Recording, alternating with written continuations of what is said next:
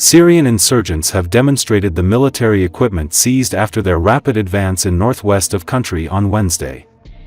Hayat Tahrir al-Sham, HTS militant group and other opposition forces seized 13 villages during clashes with government forces in Aleppo and Idlib provinces on Thursday, according to a statement by opposition factions. Syrian rebels have also shared a video footage showing how insurgents are tearing down a portrait of Russian leader Vladimir Putin and Syrian President Bashar al-Assad. Photos of the war spoils captured by Syrian insurgents have been published by Clash Report on X social media platform. Among the showcased military equipment are 122mm self-propelled howitzer 2S1 Gvozdika, 122mm D-30 howitzer, Grad multiple launch rocket system rockets. Syrian rebels have also reportedly captured several FPV drones from Assad forces in Aleppo, according to Clash Report. Rebels also captured strategic towns of Amal Sugra and Anjara, as well as Base 46, the largest Syrian regime base in western Aleppo.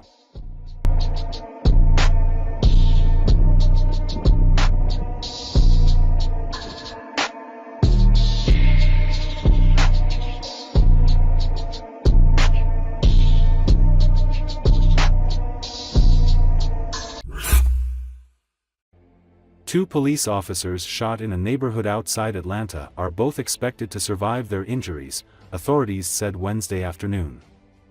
The officers were responding to a 911 call in a subdivision in DeKalb County, just southeast of Atlanta, shortly after 11 a.m. Wednesday, DeKalb County Police Chief Mirtha Ramos said.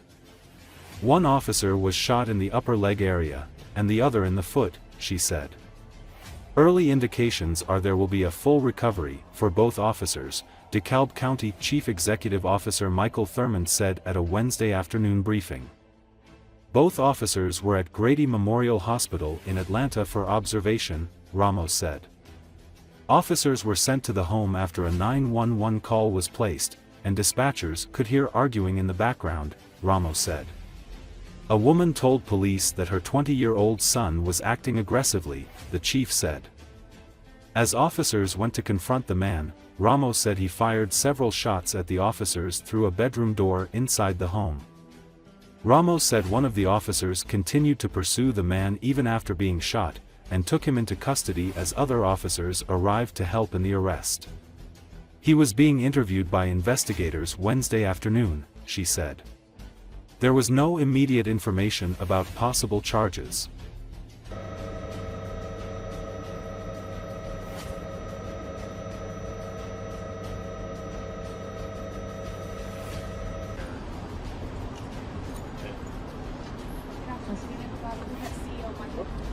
So this morning at approximately 11:12 a.m., 911 received an open line call. What that meant is there's no one else on the other line, but we could hear arguing in the background. Two officers were dispatched to the residence where they encountered the suspect's mother, who advised that her 20-year-old son was behaving aggressively in the home and causing a dispute with her and someone else in the apartment.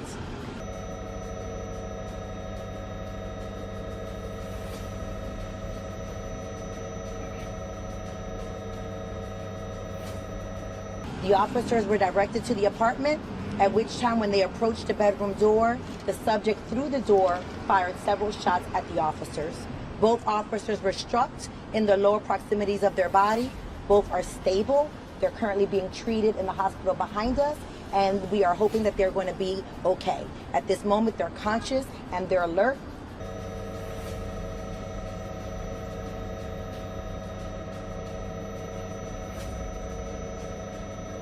And one thing I would like to point out is that after one of the officers was shot, he still pursued the subject. He took him into custody with the help of the other officers that were coming on scene, which just demonstrates the bravery that our officers need to display every day. So the fact that he was able to continue going while he was still shot in the leg was very impressive, and we're very proud of all of our officers here today.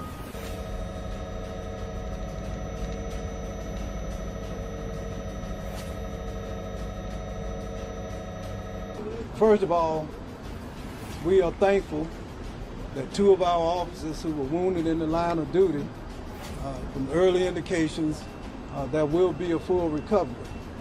And we thank God for their safety, and most importantly, we thank God for their service.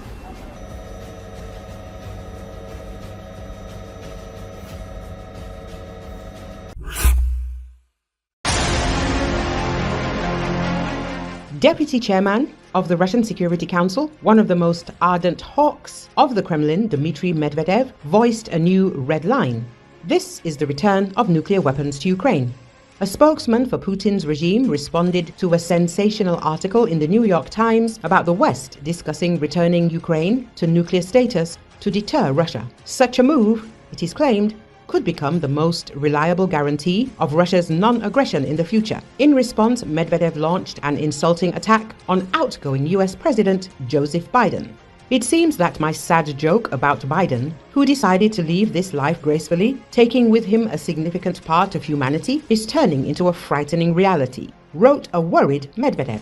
He claims that the threat of transferring nuclear weapons to Ukraine will be perceived in the Russian Federation as preparation for a nuclear conflict with Russia and its transfer as a fait accompli of an attack.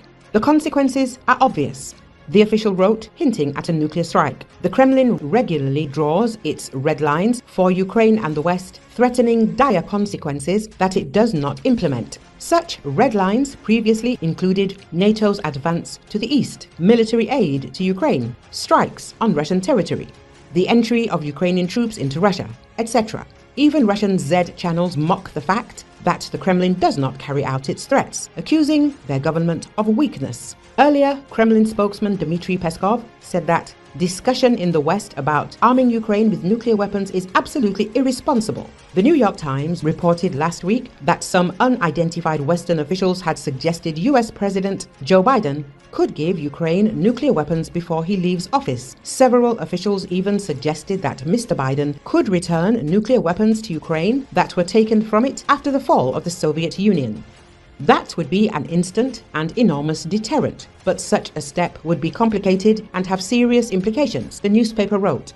Asked about the report, Peskov told reporters, "These are absolutely irresponsible arguments of people who have a poor understanding of reality and who do not feel a shred of a responsibility when making such statements. We also note that all of these statements are anonymous. Ukraine inherited nuclear weapons from the Soviet Union after its 1991 collapse, but gave them up under a 1994 agreement, the Budapest Memorandum, in return for security assurances from Russia, the United States, and Britain.